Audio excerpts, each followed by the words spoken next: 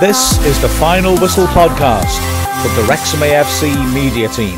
Final score from the racecourse, Wrexham 1. Oh, that's not really true, is it? I might try that again, do you think? I'll do some better maths. Final score from the racecourse, Wrexham 3, Borehamwood 0. And, well, maybe I was having a bit of a Freudian slip there, because it certainly was a flattering result in some ways, although by the end of it, and Borehamwood sort of caved in on themselves. You used the suspicion Wrexham could go ahead and pile on a few more. It was a funny sort of game, and a very, very pleasing sort of game for Wrexham, as they gained an impressive victory against a side that, of course, well, had 88 minutes against 10 men at Wembley in order to get themselves into the Football League last season, and failed to grasp that opportunity. Wrexham made one change. At the time, I wondered if it was just a fitness issue. Paul Rutherford dropped out, Stuart Bevan came in. I just wanted Rutherford, who had played for the whole 90 last Tuesday and ran himself into the ground. Tremendous efforts by him. I just wondered whether he might have been given a bit of a rest. Having seen how he lined up, though, I think maybe not. It was a straight swap. You know, Bevan played left-hand side of a front three, with Jordan Maguire-Drew switching over to the right.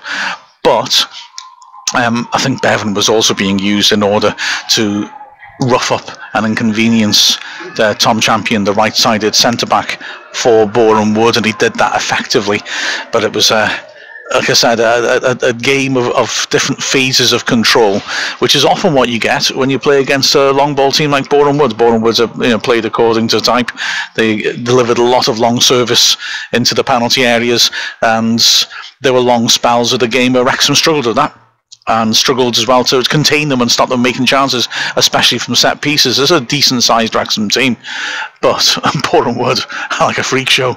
The left-back in the Sandme is maybe the only one who isn't, 6'3", 6'4", and he's not exactly tiny either.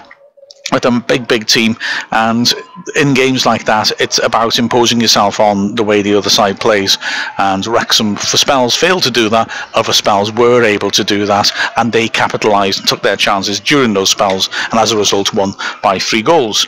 Bevan was dangerous early on. A cross swung in from the right hand side. Second minute, Bevan making a good diagonal run into the area, a little clever flick header, couldn't quite get it on target, it just scraped the left hand post. And then it was a spell of control for Borehamwood. Wrexham, just like against Fylde, started off very positively, very aggressively on the front foot, pressing hard. But Borehamwood started to impose their style on Wrexham, driving them back with long balls forwards, pushing them deeper and deeper into their own half. Wrexham's attack starting to disconnect from its midfield, and the midfield really being pressed incredibly effectively. And there were a lot of mistakes by Wrexham, not unforced errors, the exact opposite, clearly forced errors. Borehamwood's game plan was to smother Wrexham in midfield, reduce them any space at all, and it did that really effectively. The ball at the top wasn't really working for Wrexham, and as a result Borehamwood started to get into control. As an early opportunity came when Woodard swung in across, Pearson misjudged it in the near post, and Shibe had a great opportunity attacking it 6 yards out. He maybe just struggled to bring it fully under control, poked it forwards, but as we have already seen and would continue to see in this match, Rob Lainton is very good on one-on-ones. He makes decisions early, and on this occasion, the moment he saw the danger, he was sprinting off his line, made himself big, and got an important block on the ball. Borehamwood then, within the space of a couple of minutes, had 2 great opportunities from corners, both of them for their on-loan debutant Joshua Umera, who played well but missed a lot of chances. Murta swinging the first corner in. Umera unmarked on the penalty spot, tried to head it downwards, headed it down too much though, and it bounced over the crossbar. And then about 90 seconds later, a repeat. Murta swinging it in. This time Umera just checked his run a bit. Again, he was unmarked around the penalty spot, but he couldn't quite get on top of his header and planted it over the bar. And Borehamwood were upset at that point that they'd missed a couple of great opportunities. Imagine how upset they were within a minute when Wrexham took the lead, and it was a well-worked move down the left-hand side. Again, Bevan's movement, just creating a little pocket of space. Fondop flicked it on nicely. Jennings accelerated into that space and ripped a good cross to the far post, which just about cleared Manny Parry, the left-sided centre-back. Jordan Maguire-Drew came in and showed Umera how to finish with his head. A good header from 10 yards out, across the keeper and in off the far post. But that didn't particularly change the pattern of play for the rest of the half, as Boreham would continue to push push on, and Wrexham continues to struggle in midfield, making the mistakes under the intense pressure they were under. In fact, one of those mistakes, about 90 seconds after that goal, nearly let Borehamwood straight back into the match. In a crowded penalty area, Summerfield decided to try a little stooping header back to his keeper. It was extremely dangerous, and he picked out a Borehamwood striker. Luckily for Wrexham, it was O'Meara again, and he allowed Lainton to come out and make a good block.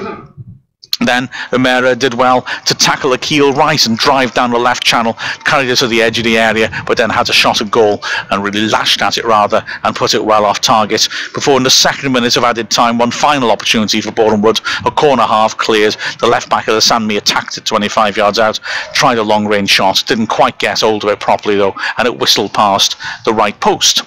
Wrexham started the second half as against Fylde, having apparently been invigorated by the half-time talk. They started positively once more. A really good breakaway enabled Jordan Maguire-Drew to break down the left-hand side. He drove the ball into the near post. Rutherford attacked it. Excellent defending by Parry to lunge across him, get a foot to it and poke it clear. Maguire-Drew was first at the loose ball about 15 yards out on the left side of the box and had a shot, but it was a bit wild and he lashed it over. And then came one of my little bugbears as well, because the defender who lunged in to block him followed through and hit Maguire-Drew in the shins. Maguire-Drew went down, got up again, didn't ask the penalty and carried on. I just don't get this. If a guy gets a shot off, refs are never going to give a penalty, but if you were that late for a challenge at the halfway line, you'd probably get a booking. So have a look back at that one. But I must emphasise, no Wrexham played half of it. Maguire-Drew didn't ask for it. Just my own personal little peccadillo. After that little bright spell, though, Borehamwood again started to impose, started to put Wrexham under pressure. And there were little spells when Wrexham really looked at serious danger of conceding. They started conceding space in the hole in front of the centre-backs, and that was allowing Borehamwood players to come narrow and to slide little balls down the channels and put players in on goal. Shaibu was slotted in one-on-one with Lainton in that manner, and it was a good save by Lainton. Shaibu bursting down the left channel, got it across onto his right foot, tried to put it across Lainton. Lainton read it, and he's got quick hands. He managed to get down and get his hands to it, low to his left. And also impressively, sort of thing keepers work on in training, he was up very quickly to sprint a good 10 yards across his box and make sure he was first at the loose ball. A couple of minutes later, another dangerous moment. Murtagh, this time from a corner, sweeping the ball in.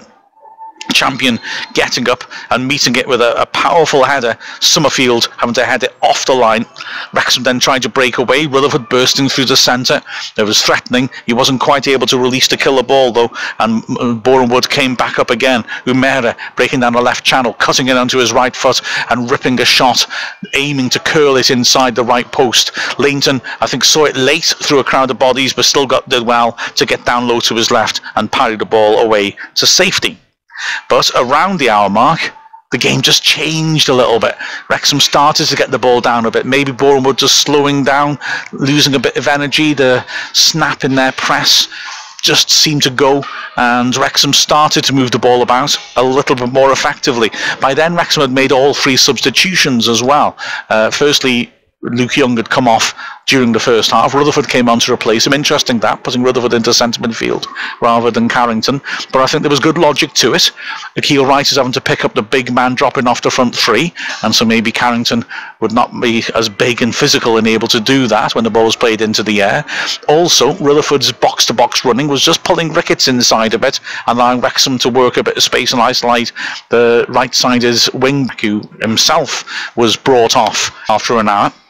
So Rutherford was effective box-to-box. At half-time, Carrington had to come on for Kevin Roberts, who clearly must have been injured. And then Stuart Bevan, I think, just ran himself into the ground. And he was replaced by Rakeel Pike. And I think Pike was important in the way things were turning around. He put in a really good half-hour cameo.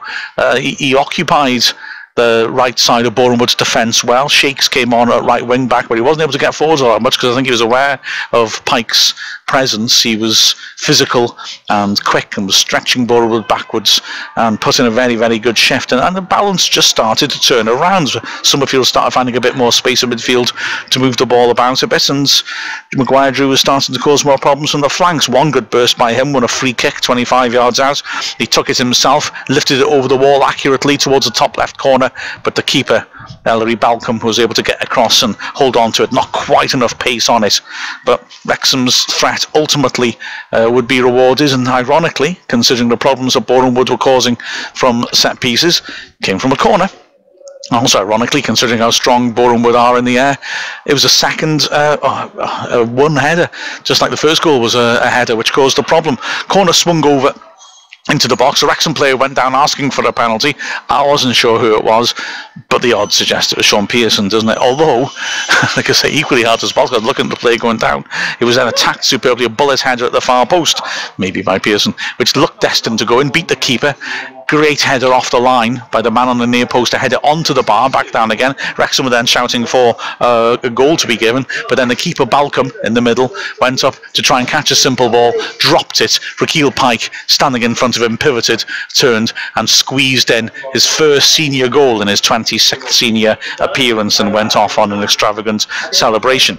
Wrexham 2-0 up. Borehamwood, though, continued to have a threat, and within a couple of minutes nearly scored a goal which would have turned the game back on its head once more. Umehra once more, cutting in from the right hand side and from the corner of the box, ripping a tremendous strike which beat Lainton, hit the top of the post where it meets the bar and bounced away to safety. And that felt like it was the cracking point for Borehamwood. They made a double substitution, taking off two strikers. That didn't work. They looked a weaker team for it. And also, as Wrexham continued to put pressure on and push on and push on, Borehamwood started to be a team making mistakes. The defence in particular making some really strange mistakes, sloppy stuff. Parry scuffing balls out for throw-ins when he'd been imperious beforehand. Champion apparently not seeing Rakeel Pike coming on his blind side and suddenly finding himself in danger of being tackled inside the 6-yard box. He just about managed to pull off a cack-footed Zidane turn to get away from Pike, but Wrexham was starting to cause problems. Fondop squandered a glorious opportunity. He did well at first, bursting forwards. A 2-on-1 breakout of Borehamwood had lost the ball again cheaply. Maguire-Drew running completely unmarked, and Fondop didn't play him in. It was an odd one, that, because Fondop was running straight towards Maguire-Drew. He surely had to be able to see him. It was a simple roll pass, and Maguire-Drew would have been on his own running at the keeper. And for some reason, Fondop turned back on himself, ran into the one sole defender, and lost the ball. Maguire-Drew wasn't that pleased, I've got to be honest with you. But Wrexham at this point now, we're looking in control. 5 minutes from the end came the third goal. It was a nicely worked one as well, a free kick in midfield. Rakeel Pike made an excellent run across the box, left to right. Summerfield saw it, fed a clever free kick in behind Pike. Breaking on the right-hand side, had Fondop unmarked at the far post, got his head up, saw him, floated the perfect ball in, put it on a plate, and Fondop met it with an emphatic header to plant it past the exposed keeper, and Wrexham were 3-0 up, and it could have got further. Maguire-Drew cut in from the right-hand side, ripped in a curler which went well over. He also had an opportunity when Akil Wright did excellently, bursting through the lines to charge forwards and hooked the ball on to Maguire-Drew, running onto it. He tried an extravagant right-footed volley from the edge of the box and forced a good save out of Balcombe, diving low to his left to push the ball round the post. And there was also, I don't know, am I being harsh? A strange piece of what looked like showboating from Maguire-Drew as he cut in from the right-hand side. Did really well to carry us and beat men. Got himself into a position where it seemed it was set up beautifully on the edge of the D on his left foot for him to rip it, and he cut back onto his right instead and lost the ball. It almost felt a little bit like he was trying to score the perfect goal rather than just rip the ball home. It was an indication, though, that I'm wondering that of just how much Wrexham had got on top of the game by the latter stages. An emphatic win in the end of it, and a message sent to the rest of the league. But in all honesty, if Borehamwood had been a bit more effective in terms of their finishing, and certainly from set pieces, could have been a different matter. Anyway, to hear more analysis, have a listen to myself, James Harrison and Lee Milford on Calon FM's commentary after the final whistle. This is the Final Whistle podcast from the Wrexham AFC media team. Well, that was the plan at least, but actually, again, I'm afraid we can't put on the post-match from Calon FM. The Mixlr app, which we use to broadcast and to record the commentary, appears to be having a glitch this week, and so it has only recorded part of the commentary and not the bit at the end. So I'm terribly sorry I won't be able to play you our conversation after the final whistle. I just guarantee it was tremendous. I'll work out a new way of recording it after the game on Tuesday, and let's see if we can repeat the score from the Borehamwood match. This is the Final Whistle podcast from the Wrexham AFC media team.